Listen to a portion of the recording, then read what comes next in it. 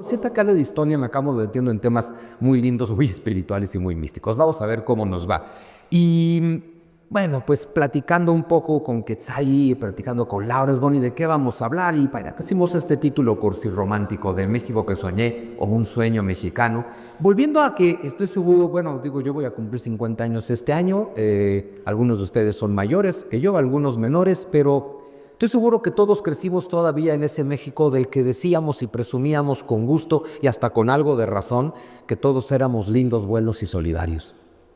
A que crecimos contándonos esa historia, crecimos contándonos las historias de los chingones que somos los mexicanos, crecimos contándonos las historias de que aquí todos somos buenos, lindos, solidarios, crecimos contándonos historias de que el mexicano es alegre y bonachón, crecimos contándonos un montón de mentiras. Porque si fuéramos todo eso que decimos, no estaríamos como estamos. Y de pronto es bien importante recordar eso.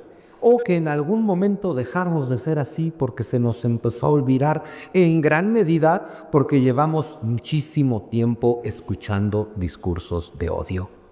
De odio de nosotros contra nosotros. O sea, de un odio que es un sector social tiene que odiar al otro, pero además con una narrativa histórica que hace que los odiemos profundamente a nosotros mismos, porque llegó un momento en el que ya no sabemos lo que somos. Estos discursos de conquista que siempre han estado metidos en nuestra narrativa histórica, cuando yo era niño estaba muy claro, ¿quién es el conquistador? Pues un güey del otro lado del océano.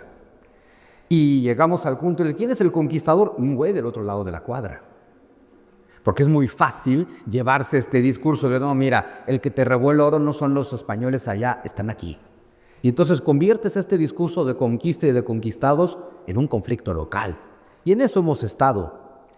Y la verdad es que es fácil hacer estos discursos porque, pues de pronto te asomas a ver el campo de voces de los encinos y te asomas a ver las colonias de enfrente y sí tienes que notar que algo está saliendo mal, ¿no? Ojo, eso que está saliendo mal no lo están haciendo mal ustedes, es decir, porque de pronto también son discursos que buscan que el próspero se sienta mal con su prosperidad, no se lo compren nunca, que el rico se sienta mal con su riqueza, no se lo compren nunca, estoy seguro que se lo merecen, pero cuando tienes bendiciones hay que compartirlas, ¿no? Bueno, vamos a hablar de este México que soñé, porque seguramente todos hemos soñado con este México, ¿no? Pues un México libre, un México próspero, un México solidario, un México sereno, un México comunitario y un México en paz. Hoy en día ya no tenemos nada de esto.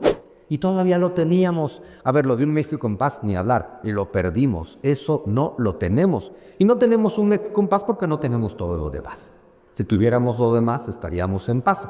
No somos un México comunitario porque nos dejamos de sentir comunidad y nos dejamos de sentir comunidad porque nos contamos muchos discursos de odio en contra de nosotros mismos. Por eso mismo no somos un México sereno, somos un México de madrazo fácil, eso también hay que saberlo, ¿no?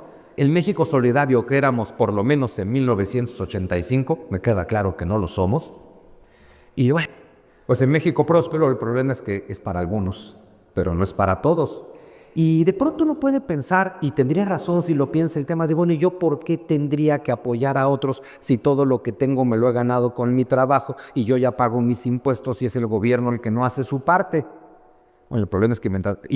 ojo, el que se diga eso tiene razón, pero es que esto no lo hacemos por cuestiones ni lógicas ni racionales, lo hacemos por cuestiones humanitarias y de compasión. De somos una comunidad y en una comunidad todos dependemos de todos, aunque no lo notemos y aunque no lo sepamos, porque ya somos tantos que es imposible darnos cuenta de la realidad. Todos dependemos de todos. Y si la propia comunidad no se ayuda, pues no nos vamos a ayudar nunca. Pero un México libre, me quiero concentrar solo en eso, porque no se puede ser libre con el discurso que nos... ¡Ay, Dios! Sí. ¡Ay! Bueno. Justo mi planteamiento es eso, ese México con el que sueño no existe. Y estoy convencido que es un México que no va a existir mientras nos sigamos contando la historia que nos contamos. Yo me dedico a la historia y es curioso, estoy seguro que la historia afecta en la mente de los individuos humanos mucho más de lo que pensamos. De pronto uno puede decir, bueno, ¿y qué más da si pasó esto en lugar de esto? ¿Qué más da si lo que nos dicen es mentira y lo que tú dices es verdad? ¿Qué más da si fulanito fue el malo o fue el bueno? Eso no tiene nada que ver. La forma en la que nos contamos la historia va determinando todo en nuestra mente. La historia es importantísima porque la historia que nos contamos de nosotros mismos se convierte en nuestra realidad. Entonces vamos a tratar de entender hoy cuál es la historia que nos contamos de nosotros mismos, porque entendiendo esa historia tal vez vamos a comprender todos los problemas que tiene México. Empiezo por algunas reflexiones y ahorita les explico por qué pongo estos dibujitos, no vayan a pensar que son casualidad. Número 1, lo que determina a un pueblo es su mentalidad. Lo que determina la mentalidad del pueblo es su narrativa histórica.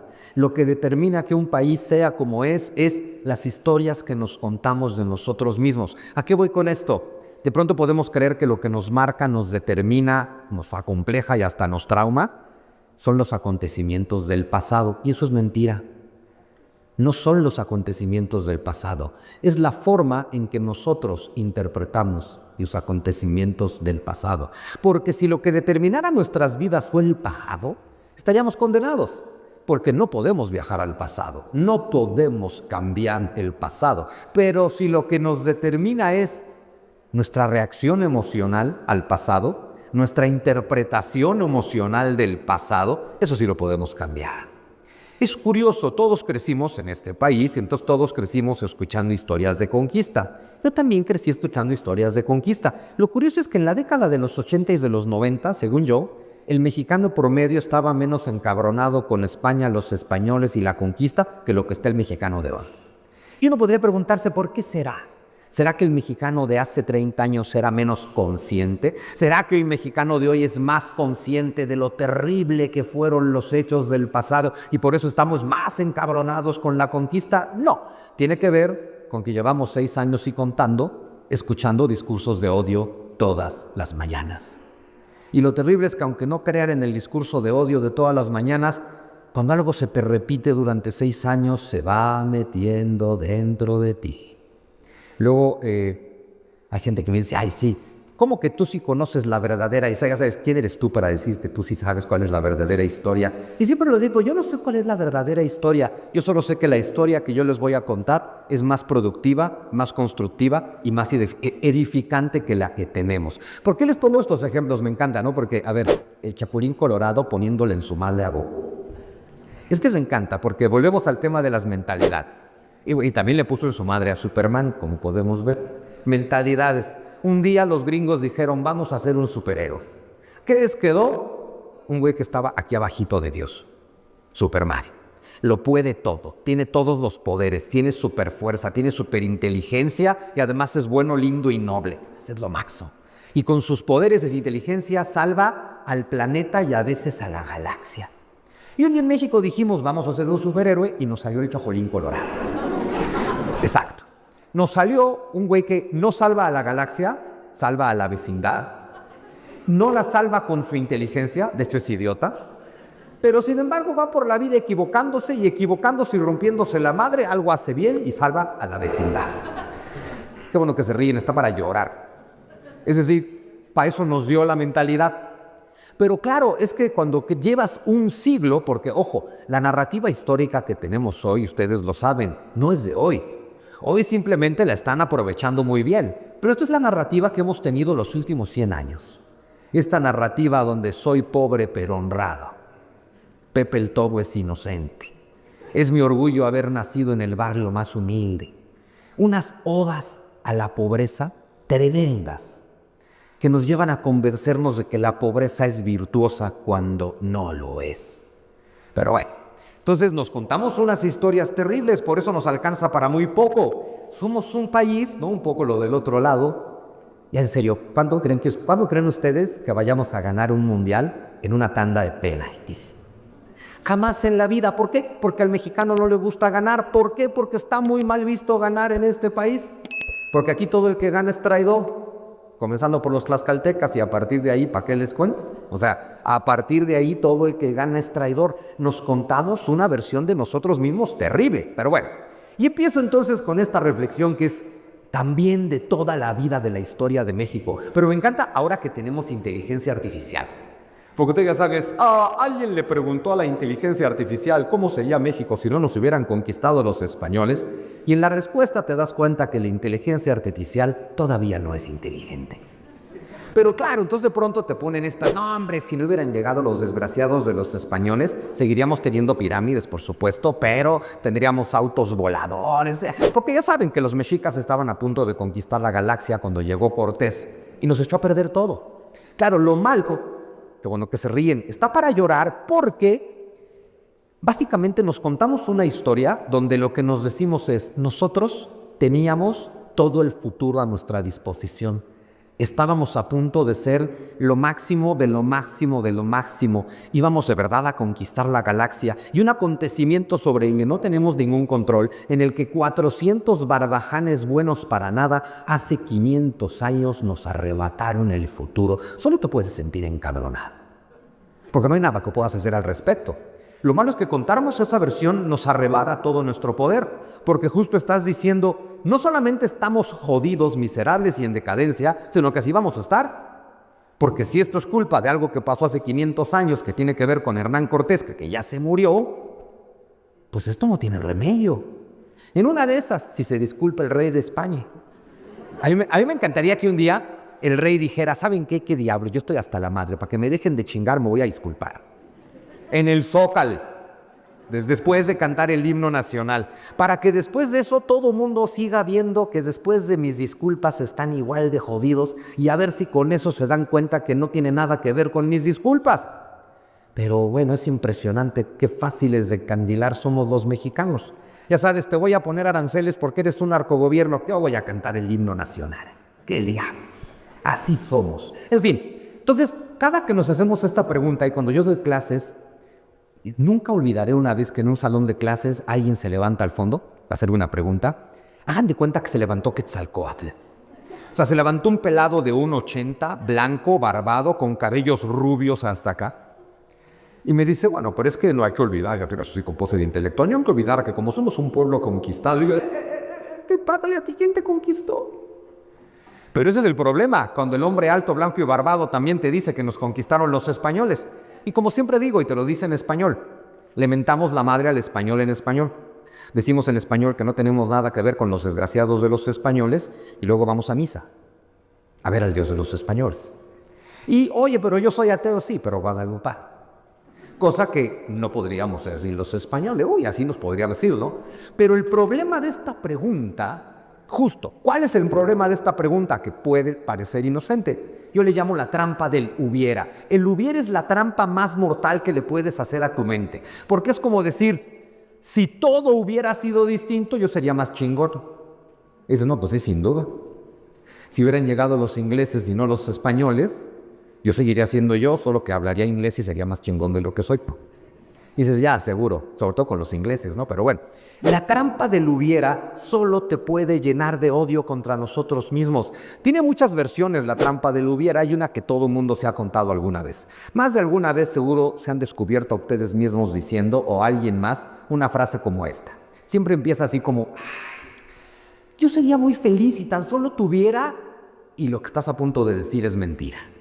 Porque si no eres feliz con lo que tienes ahora, ¿qué te hace pensar que teniendo algo diferente serías feliz? Pero es justo la trampa de pensar mi felicidad, mi prosperidad, mi plenitud, mi bienestar, no dependen de mí.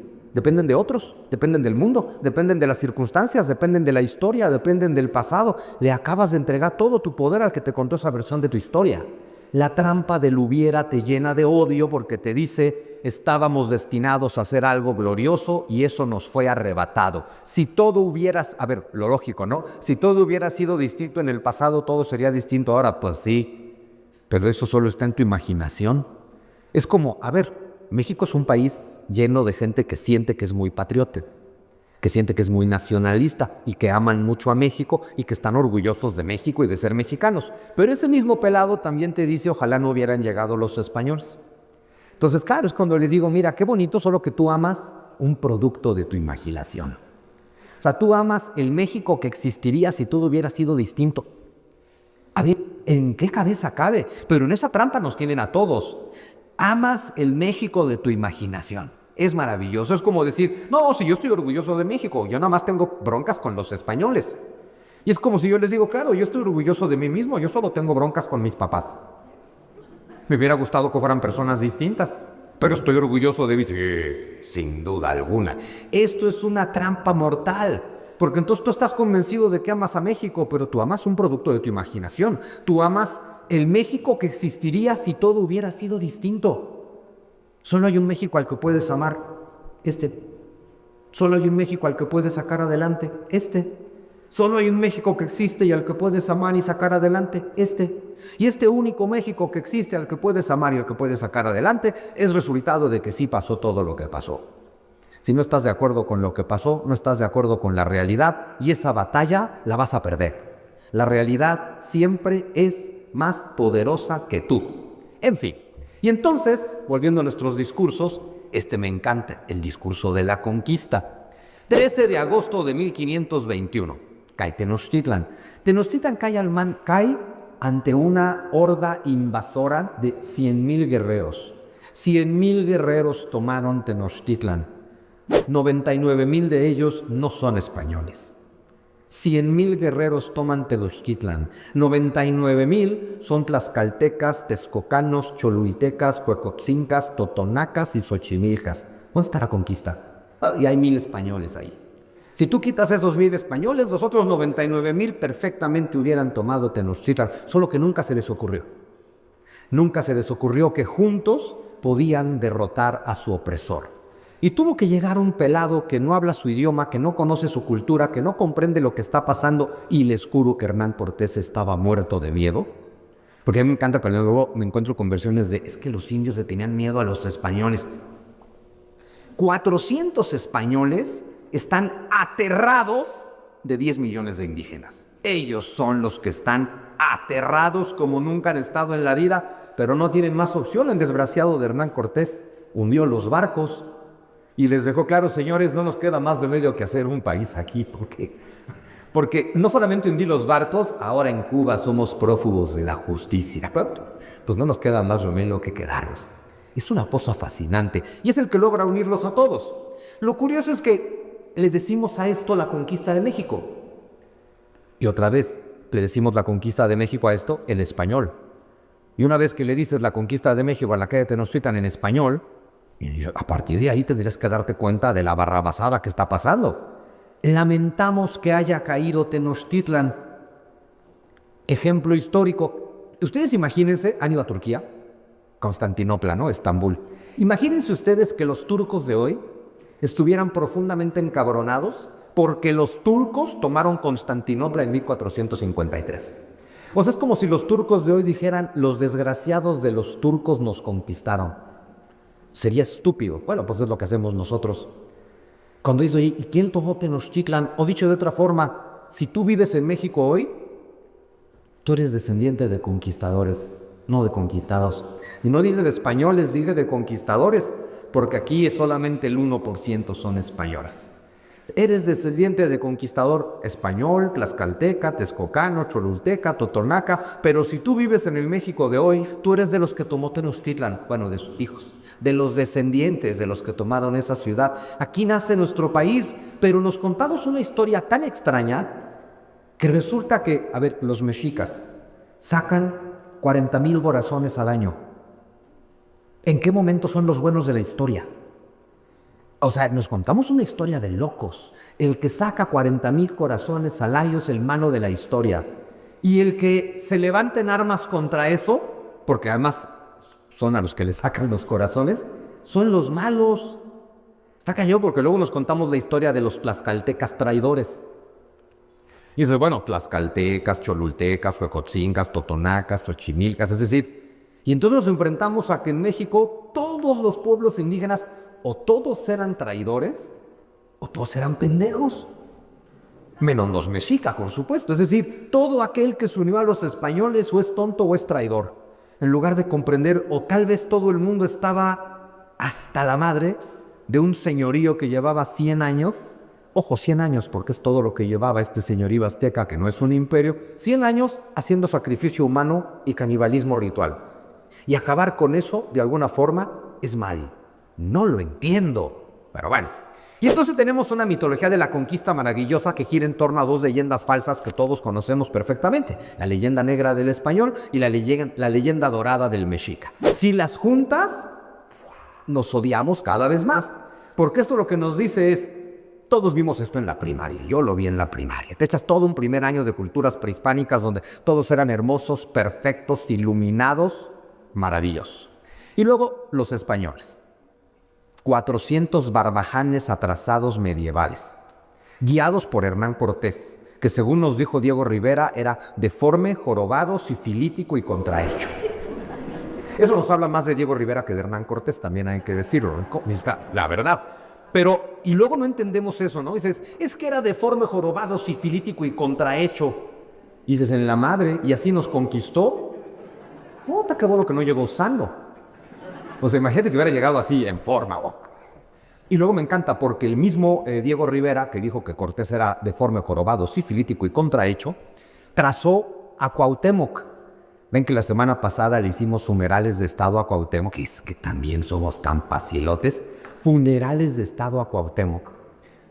Seguro no se conocen la historia de los restos de Cuauhtémoc, que es fascinante. En 1947 se encontraron los restos de Cortés. El problema de encontrar los restos de Cortés en 1947 es que es el México posrevolucionario, está construyendo una identidad basada en la conquista y encontramos al conquistador. Era prácticamente una afrenta nacional. Los políticos se organizaron y 2 años después descubrimos los restos de Cuauhtémoc. Fascinante. Para esto se prestó además Eulalia Guzmán, una arqueóloga mexicana que perdió todo su prestigio ahí y seguro ganó mucho dinero, porque fue la que se prestó a la farsa de decir, sí, estos son los restos de Cuauhtémoc. ¿En dónde? En Ixcateopan, Guerrero, donde los encontraron con el detalle de que Tlatoani Cuauhtémoc murió colgado de un árbol en Honduras. Y ahí se quedó. ¿Cómo llegaron sus restos a Ixcateopan, Guerrero? Pues nadie sabe. Claro, además llegaron científicos, antropólogos, a analizar los restos de Cuauhtémoc y dejaron claro, el problema es que estos restos, hay algunos restos humanos, pero la mayor parte de ellos son femeninos y está lleno de huesos de chacal. Y claro, los políticos fue de no estás entendiendo, son los restos de Cuauhtémoc. Y si no vas a decir eso, entonces no te necesitamos aquí. Y la comisión de científicos fue cambiada por una comisión de políticos, que dijeron, sí son. Bueno, pues un chacal recibió funerales de estado la semana pasada, porque eso es lo que había en la tumba de Ixcateopan, Guerrero, huesos de chacal. Y aún así, le hacen peregrinaciones a San Cuauhtémoc todos los años. Estamos bien locos. Pero bueno, entonces encontraron los restos de Cuauhtémoc y llegó Diego Rivera. Me encanta así. Diego Rivera, es pintor, pero cuando eres famoso le sabes a todo. Y entonces Diego Rivera acomodó los restos de mujeres y chacales que se encontraron, trazó con un gis el contorno y resulta que Cuauhtémoc medía 1,90 de alto por 1,80 de ancho. Era una cosa. Y fue conquistado por un hombre deforme, jorobado, sifilítico y contrahecho. Más nos valdría decir que medía 3 metros y echaba fuego por los ojos. Saldríamos mucho mejor librados de esa historia. Pero cuando nos creemos estas dos historias juntas, estamos condenados. Es decir, contamos una historia donde la historia de México es una batalla metafísica del bien contra el mal, con el detalle de que México es producto de que ganaron los malos. Porque México es producto de que ganaron los españoles. México es producto de que fueron derrotados los Mexinca por los españoles y todos los demás pueblos, pero nos contamos una historia donde eso es terrible, por lo tanto nosotros somos resultado del triunfo del mal. Saca un país adelante con eso. El mal triunfó, aquí estamos nosotros.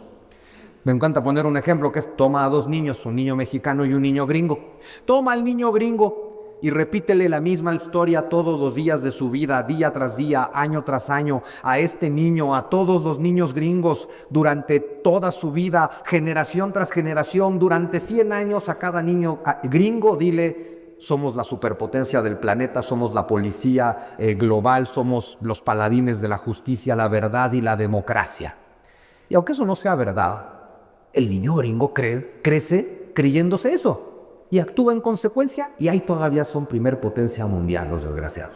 Ahora toma al niño mexicano y lleno de patriotismo dile, nos conquistaron, nos humillaron, nos saquearon, nos robaron, nos violaron, pero saque el país adelante.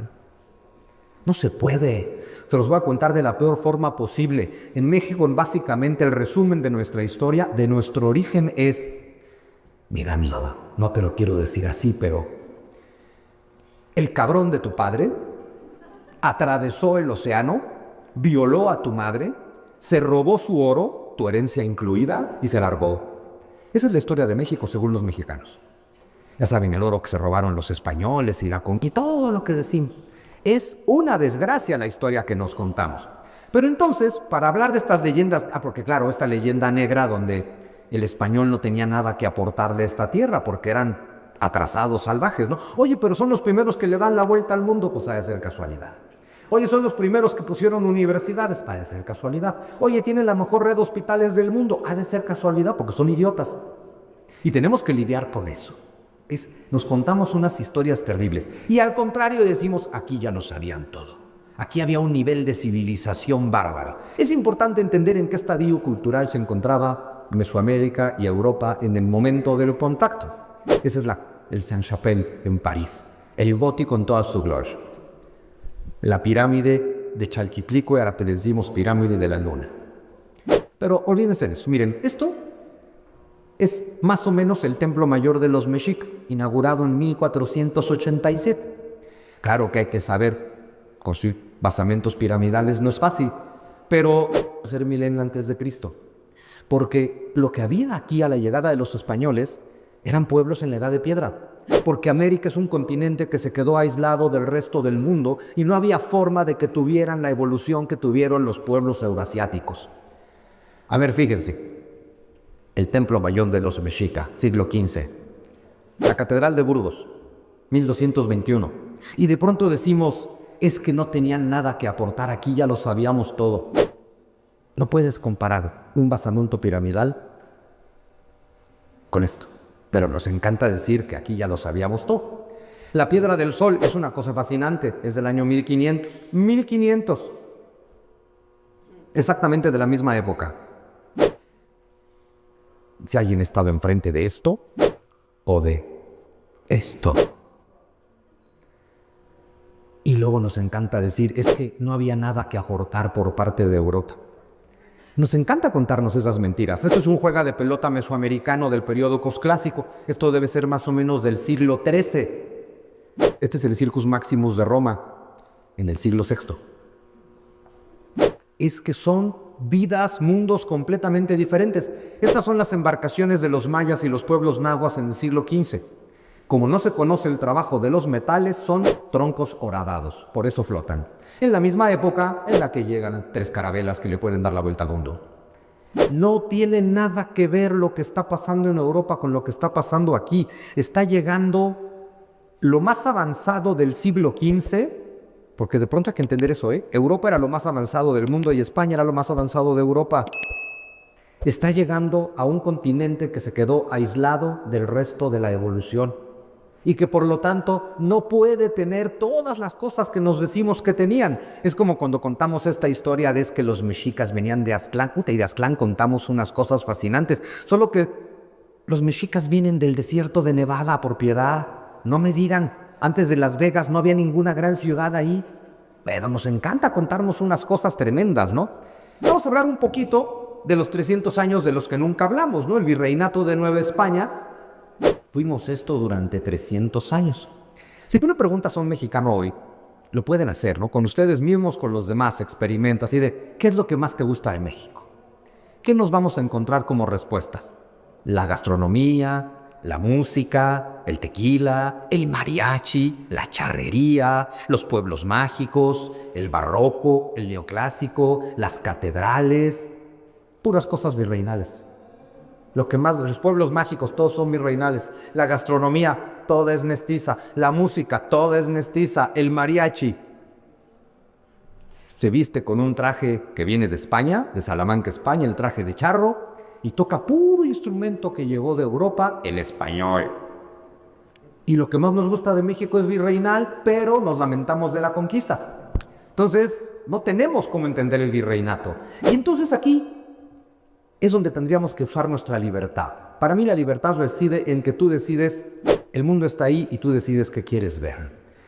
Esos 300 años de virreinato en los que se construyeron casi 100 ciudades en este país, todos los pueblos que tenemos el día de hoy, y los acueductos y las catedrales y el arte y todo, bueno, Podríamos ver el virreinato como nuestro periodo glorioso, como nuestro humanismo, como nuestro renacimiento, porque en serio eso fue, porque en serio Nueva España era mucho más luminosa que el imperio mexica. Aquí ya va el sacrificio humano. Se nos olvida una cosa, 13 de agosto de 1521, todos toman Tenochtitlan. ¿Ustedes creen, o sea, imagínense, 100,000 guerreros, solamente 1,000 son españoles, ¿ustedes creen que a los otros 99,000 no se les habrá ocurrido la idea de, digan, ¿y si juntos nos chingamos a los mexica? ¿Qué tal que seguimos juntos y nos chingamos a los españoles? Les aseguro que les pasó por la mente, de hecho algunos lo propusieron, y sin embargo no pasó. Los tlaxcaltecas, los texcocanos, los cholultecas, los codopsingas prefirieron quedarse con los españoles. ¿Por qué? Porque les valía la pena. Pero nos encantan las historias trágicas, porque entonces decimos, no, es que deja tú la conquista como tal, la conquista espiritual. No hay mayor drama que la conquista espiritual. Y tenemos que pensar que 12 franciscanos le impusieron la religión a 10 millones de personas. ¡Ay, papá! Si ustedes creen que Hernán Cortés era un superhombre, los 12 franciscanos son la Liga de la Justicia. 12 franciscanos imponiéndole la religión a todo un pueblo. Y nunca se nos ocurre pensar otra versión. Tal vez a todos estos pueblos indios, tal vez, solo tal vez, les gustó la cultura de sus aliados. Tal vez les gustó la religión de sus aliados. Tal vez les gustó que no hay que sacarte el corazón para dárselo a Dios. Tal vez les gustó que no hay antropofagia. Tal vez les gustó los conocimientos que tenían y los templos que construían. Tal vez por eso no los echaron a patadas, porque podían. Y de pronto eso nos tendría que llevar a aceptar dos cosas. Uno, a los pueblos indios les gustó la cultura de sus aliados. Y número dos, por añadidura, los recibieron. Fueron recibidos, no por los mexicas, desde luego. Pero entonces tienes a docenas de pueblos españoles incluidos y a los mexicas que sacan corazones y se comen un pedacito. Y ellos son los únicos buenos de la historia y todos los demás son malos y traidores. Es absurdo. Podríamos ver en el virreinato nuestro periodo de gloria, renacimiento y humanismo, o podríamos ver lo que preferimos ver, 300 años de esclavitud. Que por cierto, la esclavitud quedó prohibida en América desde el año 1512. Me encanta, luego nos dicen, Miguel Hidalgo abolió la esclavitud. No, que yo la puedo abolir aquí también en este momento. Mexicanas declaró avenida la esclavitud. Pase yo a la historia. Pero la esclavitud fue prohibida en América en 1512. Leyes de Burgos. Esa prohibición fue reiterada por las leyes nuevas de 1542 y esa prohibición fue reiterada en la controversia de Valladolid de 1555 y fue apoyado por el Papa Pablo III. Está prohibido tener esclavos en América. Indios. La historia de los negros es otra historia, que le debemos más a los portugueses, pero bueno, elegimos ver 300 años de esclavitud. Podríamos ver en la hispanidad, que tanto nos gusta, un linaje de herencia cultural, pero preferimos que sea la raíz que vamos a negar por siempre. Y si niegas una de tus raíces, te odias. Para amarte profundamente a ti mismo, tienes que apreciar todas tus raíces, no solo una, ¿no? Y entonces viene el otro discurso maravilloso. El oro que nos robaron los españoles. Eso me encanta, porque cuando me dicen ¿dónde está el oro que nos robaron los españoles? Siempre contesto lo mismo. Sin importar dónde vivas, ve al centro histórico de tu ciudad. Ahí está el oro que se robaron los españoles. Construyeron 100 ciudades. Con templos, con catedrales, con retablos, con acueductos, con colegios, con universidades y con hospitales. En México pensamos que todo es gratis. Pero todo eso costó muchísimo dinero. ¿Dónde está el oro que nos robaron los españoles? ¿Sospechosos? Los zacatecanos. Esa catedral no se hizo así solito. Mucho oro tiene que haber ahí. Tepozotlán, ¿qué les cuento? ¿Quieren saber dónde está el oro que se robaron los españoles? Váyanse al convento de Tepozotlán. Ahí está. O váyanse a la catedral de Puebla. Por fuera y por dentro. Aquí está el oro que se robaron los españoles. O en los tenemos acueductos romanos en México. Claro que ni siquiera lo sabemos, pero bueno, ubicamos los de las ciudades, ¿no? O sea, ahí está el de Morelia, ahí está el de Querétaro. Y de pronto tenemos acueductos de 4 pisos encima de un barranco y ni sabemos. Pero eso no se hace gratis tampoco, ¿no? Y no lo haces para un pueblo al que conquistaste. Eso también hay que decirlo. Los morelianos también son sospechosos del oro que se robaron los españoles. Guanajuato sin duda. Ahí se quedaron con prácticamente todo. Y los poblanos. Todo se quedó en la Capilla del Rosario. Lo que está tremendo de las narrativas es que las narrativas le ganan a la realidad. Porque tú puedes ver todo esto y seguir sosteniendo en tu mente que nos conquistaron. Los oaxaqueños se quedaron con el oro que nos robaron los españoles. Vean nada más. Mi tema es que nada de lo anterior y 1000 ejemplos más que podríamos poner, nada de eso lo hace por la fuerza un pueblo conquistado. Ya sería buen momento de aceptar, entender y convertir en nuestra narrativa que aquí en América se construyó una civilización por derecho propio, totalmente distinto a todo lo demás. Eso es lo bonito de México. Además, se parece mucho a España, pero no es España. Es España y otra cosa. Eso es lo bonito, es España y algo más. Es España y el mestizaje, es España con todo lo que había. Y entonces quedan cosas bien bonitas, ¿no?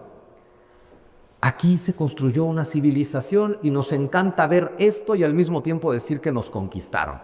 Mi planteamiento es que, a ver, piensen en una catedral. La Catedral de la Ciudad de México solo se llevaron 250 años en construirla. Solamente. La de Puebla llevó un poquito menos, 80 y tantos. Fue la que hicieron más rápido, porque ahí decidieron meterle prisa. 80 años. ¿Quién se queda 200 años haciendo un templo? Mejor aún, ¿qué conquistador dedica 200 años de la vida de su imperio y un montón de recursos en hacer un templo del lugar que conquistaron? Cada que vemos una catedral, cada que vemos una universidad, cada que vemos un acueducto, cada que vemos un colegio, nos debería quedar claro, esta gente llegó a quedarse. Tuvieron hijos y esos hijos son nuestros abuelos.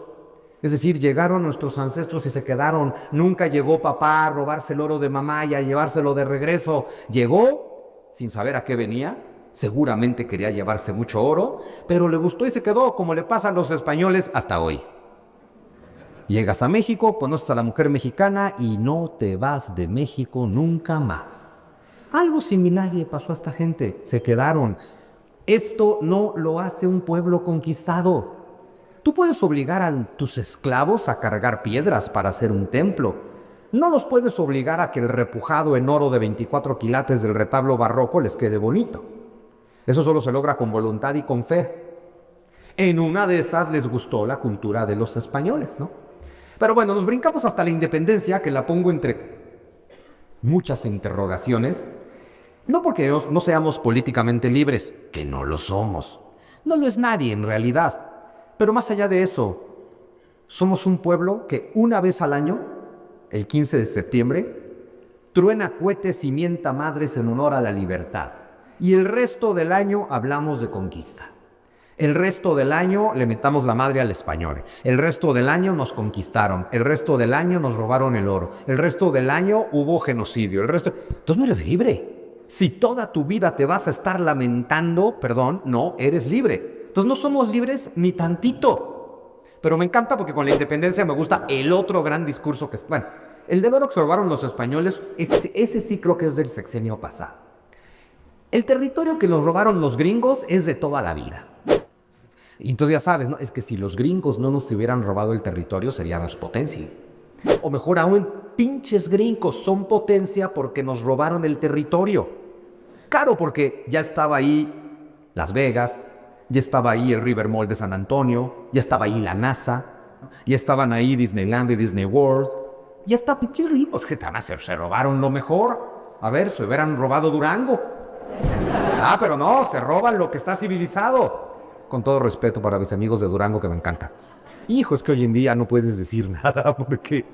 antes podíamos contar chistes. Pero bueno, pero me encanta porque, y ahora que le queremos, no nosotros, ¿no? Los gringos le quieren cambiar el nombre al Golfo de México. Y entonces sí nos sale el tema de, desde el siglo XVI hay mapas donde el Golfo de México se llama Golfo de México, ¿sí? ¿Quién le puso así? Los españoles. Cabrón. Esto me encantó. ¿Vieron la semana pasada? Somos un país tan contradictorio. Toda la chairiza fue convocada al Zócalo a defender el Tratado de Libre Comercio de Carlos Salinas de Gortari. ¡Wow! O sea, las cosas que uno tiene que ver. Pero bueno. Pero nos encanta decir que los pinches gringos nos robaron todo ese territorio. Se nos olvida decir que ese territorio nunca fue nuestro, nunca fue de los mexicas, nunca fue prehispánico, y que ese territorio fue México durante 20 años porque lo conquistaron los españoles. En realidad no. ¿Saben quién conquistó todo eso? Los tlaxcaltecas. Porque de pronto nos contamos mucho la historia de los tlaxcaltecas unidos a Cortés para derrotar a los mexicas. Y ya los tlaxcaltecas nunca más hicieron nada. Ya no nos cuentan que desde el puerto de Acapulco son los tlaxcaltecas los que conquistan las Filipinas. Imagínense ustedes esto, guerreros tlaxcaltecas en un barco, en una serie de barcos en el Océano Pacífico conquistando las Filipinas para el Imperio Español. 1566. 20 años después, un grupo de piratas coreanos y japoneses empezaron a atacar las Filipinas. Y entonces se da tal vez el momento más maravilloso de la historia de México, tlaxcaltecas contra samuráis. Porque claro, les juro, no eran samuráis, pero el samurái es un caballero que le sirve a un señor. Eran un samurái que se queda sin señor, se le llama Ronin. Contra eso pelearon los tlaxcaltecas, pero tlaxcaltecas peleando contra coreanos y japoneses en las islas Filipinas por un monarca de la Casa de Austria. Son historias de México que no nos contamos, porque todo esto era el Imperio Español, ya están los tlaxcaltecas, ¿no? Y todo el camino real tierra adentro, desde el centro de México hasta Santa Fe de Nuevo México. ¿Quién lo hizo? Los tlaxcaltecas. ¿Quién fundó Durango? Los tlaxcaltecas. ¿Quién fundó San Luis Potosí? Los tlaxcaltecas. ¿Quién fundó Zacatecas? Los tlaxcaltecas. ¿Quién fundó Santa Fe de Nuevo México? Los tlaxcaltecas. ¿Quién fundó Lima, Perú? Los tlaxcaltecas. Si nos contáramos todo eso, podríamos contar muchas historias gloriosas de nosotros, pero no nos gustan las historias gloriosas.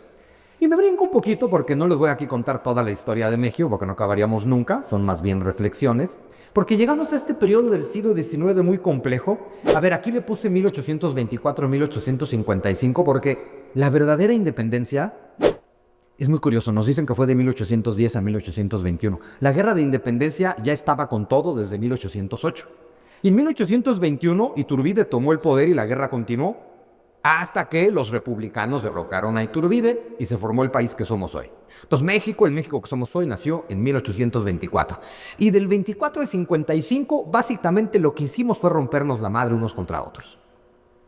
Porque el diálogo no se nos ha dado nunca. Entonces imagínense cómo somos ante el conflicto, desde el tema de nos independizamos o no, porque resulta que si nos contáramos bien la historia, descubriríamos que en 1810 prácticamente nadie quería independizarse.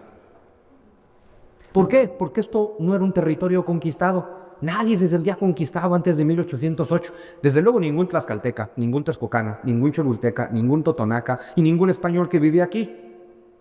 Ningún mestizo. Algunos criollos empiezan a coquetear con la idea de la independencia, pero bueno. Tú ya sabes, ¿nos independizamos? No, sí, no, sí, no. Bueno, ¿qué? ¿Lo dialogamos? No, nos rompemos la madre. Bueno, está bien. Nos rompemos la madre y gana la independencia. Perfecto. ¿Imperio o república? No, pues imperio. ¿Cómo crees república? Imperio, república. ¿Lo dialogamos? No. Vamos a rompernos la madre. Pues gana la república. Padrísimo. ¿Federal o centralista? No, pues federal, no, ¿cómo crees? ¿Centralista? No, federal, no, centralista, lo dialogamos. No, nos rompemos la madre. Y ganan los federalistas. Y desde entonces llevamos 200 años siendo una federación centralista. Eso me encanta, porque somos una federación centralista. Oye, ¿liberales o conservadores? No, pues liberales, no, ¿cómo crees conservar? ¿Lo dialogamos? No, madrazos. Igual que hoy. En lugar de entender, oye, ¿y qué tal que construimos un país donde quepan liberales y conservadores, unos y otros, A y B? Ah, no, ni madre. Es esta idea de todos tienen que pensar como yo. Yo ya llegué al poder, todos se fastidian. Yo tengo una ideología y todos la tienen que creer. Ojo, eso no es solo para Morena, porque gana el PAN y pasa lo mismo. Porque somos radianos, ahora todos tienen que ser católicos y todos tienen que ser conservadores y todos tienen que creer lo que yo creo. ¿Y qué tal que cada quien cree lo que se le da la gana? Ah, no. Eso sería pensamiento libre. Y no hay nada que le estorbe más a los políticos que el pensamiento libre. En realidad, también habría que asumir una cosa que nunca nos dicen. Nadie estuvo planeando una independencia. A ver, no es como la de Estados Unidos, ¿eh? Que ahí tienes a Alexander Hamilton en particular. Nadie habla de Alexander Hamilton, pero Alexander Hamilton y Thomas Jefferson estuvieron 10 años planeando un país. 10 años de hacer planes, de hacer proyectos, de hacer una estrategia, de hacer proyecciones a futuro. Y entonces llevaron a cabo una guerra, la ganaron y formaron el país en el que estuvieron trabajando durante 20 años. En México de pronto es, ¿qué crees? Somos libres. Acá. ¿Y ahora qué? Pues sabe. Este país nació sin plan, nació sin proyecto y no logró desarrollarlo prácticamente nunca en el siglo XX. Empezamos a pelearnos en 1808, o vamos a decir en 1810. No nos dejamos de pelear en 1821, no nos dejamos de pelear en la primera mitad del siglo XX. Cuando llegaron los gringos en 1847, con 15,000 soldados a la Ciudad de México, México tenía 80,000 soldados. ¿Cómo es posible que 15,000 le ganaran, que 15,000 invasores le ganaran a 80,000 nacionales defendiendo su territorio? Les voy a contar por qué. Tabasco se declaró neutral. Yucatán se declaró independiente. Zacatecas se declaró independiente. San Luis Potosí se declaró independiente. La República del Río Grande se declaró independiente. Tamaulipas, Nuevo León, independiente. O sea, o independientes o no. A Puebla se declaró neutral. Yo soy neutral en esta guerra. Uy, ¿la guerra es contra ti? No, la guerra es contra Santana. Uy, Santana es el presidente de México, pero no el mío. Igualito que hoy. Igualito que hoy.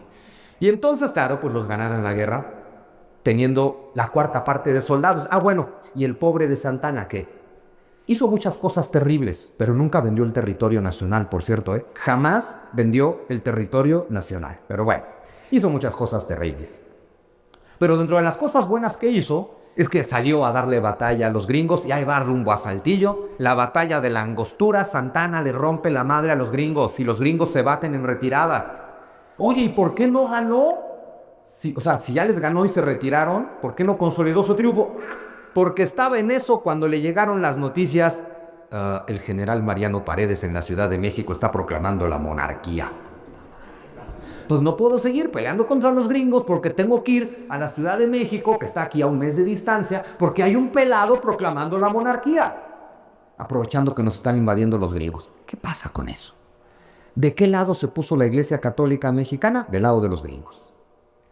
Firmó un acuerdo y es, si ustedes no me van a quitar mis propiedades, yo estoy con ustedes. Madre. Está tremendo, ¿no? Entonces estuvimos en guerra desde 1810. La guerra de los pasteles, ¿no? Nadie habla de ella, pero la década de los 30, nosotros contra nosotros y perdimos. La guerra contra los gringos y perdimos.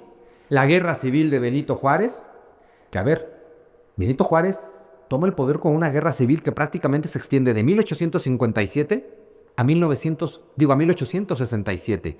10 años en guerra, sin ganar elecciones. 10 años en guerra, pero sigue siendo lo mismo. Ahora todo el mundo tiene que ser liberal. Todo el mundo tiene que estar con el proyecto del gobierno.